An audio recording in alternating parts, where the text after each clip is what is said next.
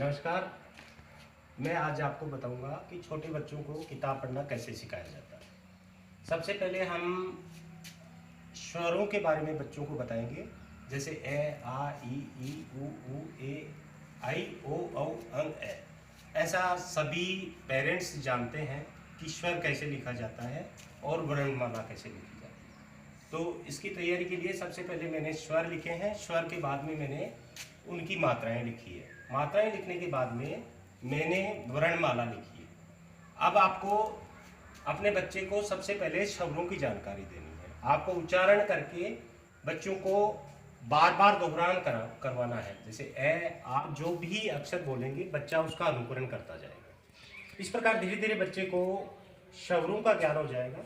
स्वर का ज्ञान होने के बाद में दूसरी स्टेप ये है कि आप जैसे आ है तो उसकी मात्रा का ज्ञान कराएंगे कि आ की मात्रा ये है, ई की मात्रा ये है, फिर ई की बड़े ई की मात्रा, फिर छोटे ऊ की मात्रा। इसी प्रकार ये शब्दों की जो मात्राएं हैं उसका ज्ञान कराओ। उसके बाद में जो दूसरी स्टेप आती है उसमें आप वर्णमाला बच्चे को सिखाएंगे। तो पारंपरिक जो अपनी प्रणाली है उसमें अपन अक्सर बच्चों को बताते हैं कि क से कबूतर, ख से खरगोश, लेकिन ये तरीका थोड़ा सा गलत है। इसके बजाय हम बच्चे को सबसे पहले क बता दें, क्योंकि अगर क से कबूतर बताएंगे तो बच्चा बाद में आप इसको पूछोगे कि ये क्या है तो बच्चा बोलेगा कबूतर, जो कि गलत होगा। आपको बताना है क, ख, ग, घ, ड़। इस प्रकार सभी वर्णमाला के जितने भी अक्षर हैं उनका आप उच्चारण कराते जाएंगे और बच्चा उनको बोलता जाएगा। फिर बच्चे को इसको लिखने का अभ्यास आपको करवाना है। धीरे धीरे बच्चा स्वर सीख जाएगा और ये वर्णमाला सीख जाएगा। ये सीखने के बाद में निश्चित रूप से बच्चा बहुत जल्दी किताब पढ़ना सीख जाएगा। ये प्रोसेस आप मैक्सिमम 2 दिन में कंप्लीट कर सकते हैं। जो दूसरी स्टेप आएगी उसमें जाते जाते बच्चा बहुत जल्दी सीखना शुरू कर देगा। अब जैसे ही बच्चा वर्णमाला सीख जाता है उसके बाद में अपने को क्या करना है कि अब आपको बच्चे का मूल्यांकन करना है कि जो वर्णमाला आपने सिखाई है उस वर्णमाला का बच्चे ने कितना सीखा है। उसके लिए हम बीच बीच में से अक्सर उठाएंगे। जैसे मान लीजिए क उठा लिया, अब बच्चे को पूछेंगे ये क्या है तो बच्चा बोलेगा क। और उसके बाद में बीच में से अपन ने तय उठा लिया, तय उठा लिया, मैं उठा लिया, रे उठा लिया, ले उठा लिया। इसलिए बीच बीच के जो अक्षर अपन ने उठाए हैं बच्चा उसको पहचानने लग जाएगा। तो निश्चित रूप से आप ये समझ लीजिए कि बच्चे की 50% संभावनाएं हो गई कि वो बच्चा आपका किताब पढ़ना सीख जाएगा। इस प्रकार उसको अक्षरों का ज्ञान हो जाएगा और वो बिना मात्रा के अक्षरों को पढ़ना शुरू कर देगा। इसी कड़ी में हम क्या करते हैं, जैसे मात्रा के अलावा जैसे उसने वर्णमाला सीखी है उन वर्णमाला से आप कुछ अक्षर बना सकते हो। जैसे मैंने नीचे नीचे लिखा कमल, तो बच्चा बोलेगा कमल। और अगर आप उसको बताते कि कबूतर, कैसे कबूतर, कैसे खरगोश बताता, तो उसी कमल को वो बोलता कबूतर मछली लट्टू, जो कि गलत होता। इसको छोड़ने के लिए बच्चे को एक एक्स्ट्रा टाइम लगता है।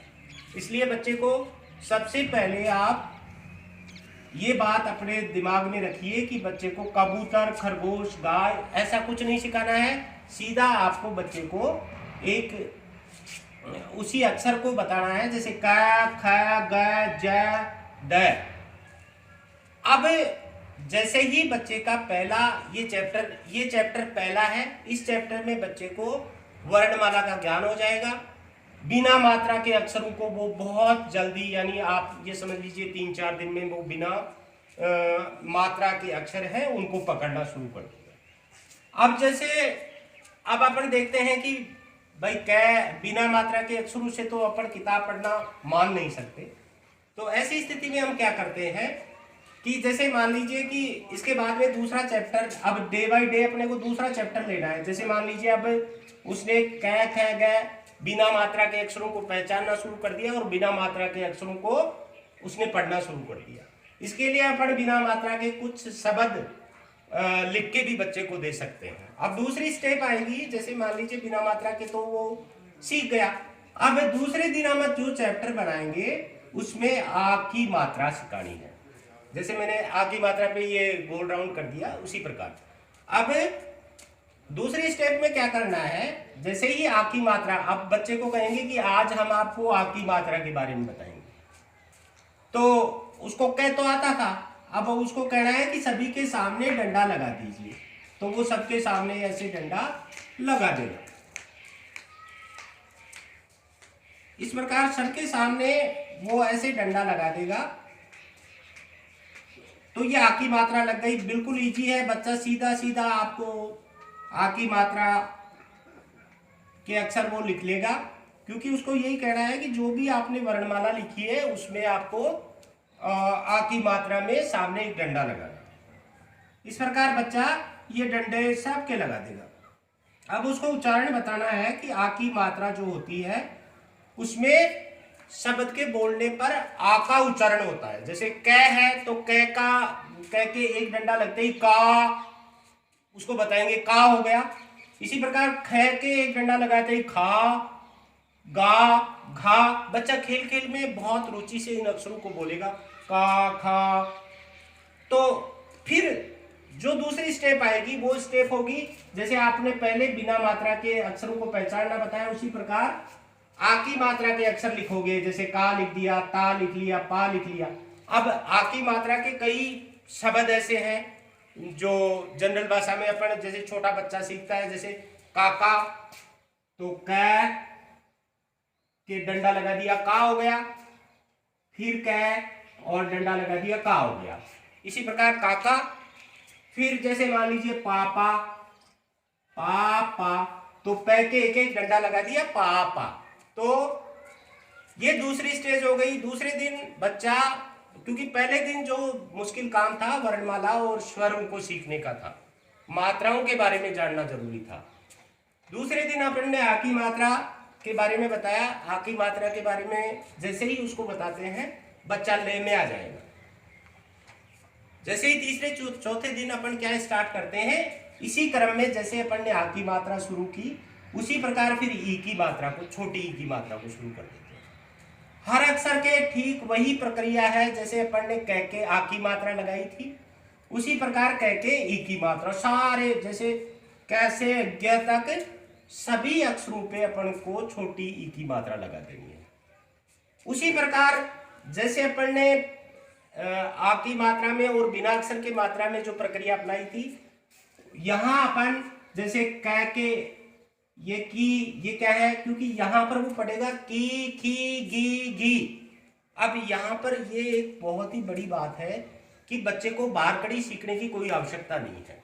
अक्सर अपन क्या करते हैं कि पहले बच्चे को स्वर और वर्णमाला सिखाते हैं और उसके बाद में उसको बारकड़ी लिखना सिखाते हैं। उसमें थोड़ा सा लंबा प्रोसेस हो जाता है, लेकिन इस विधि से बच्चा बहुत जल्दी किताब पढ़ना सीखेगा, क्योंकि हम स्टेप बाय स्टेप एक चैप्टर बना सकते हैं कि जैसे आ की मात्रा, फिर ई की मात्रा के अक्षर, और इस प्रकार बच्चा किताब पढ़ना बहुत जल्दी सीख जाता है। इसी कड़ी में हम बच्चे को, जैसे मान लीजिए कि आपने पहले दिन आ की मात्रा को पूर्ण किया, दूसरे दिन ई की मात्रा को, तो अब अपने पास तीन ऑप्शन है बिना अक्षर के, एक छोटी ई की मात्रा और एक आ की मात्रा। तीन अपन ने बता दिए, तो तीनों मात्राओं को उपयोग में करते हुए कोई शब्द बना के बच्चे को बताइए। तो मित्रों, ये बहुत ही महत्वपूर्ण बात है। जैसे लॉकडाउन जैसा एक बहुत ही संकट का समय चल रहा है, इस समय बच्चे स्कूल नहीं जा सकते हैं। आप खुद अपने बच्चों के अध्यापक हो सकते हैं और अपने बच्चे को घर बैठे थोड़ा सा टाइम देकर बहुत कुछ सिखा सकते हैं। आपको पहले दिन ये करना है, फिर बच्चे को ये कह देना है कि आप इसको लिखिए बोल बोल के, फिर आपको पूछना है।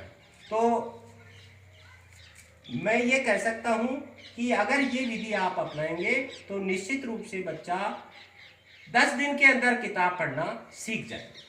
Thank you.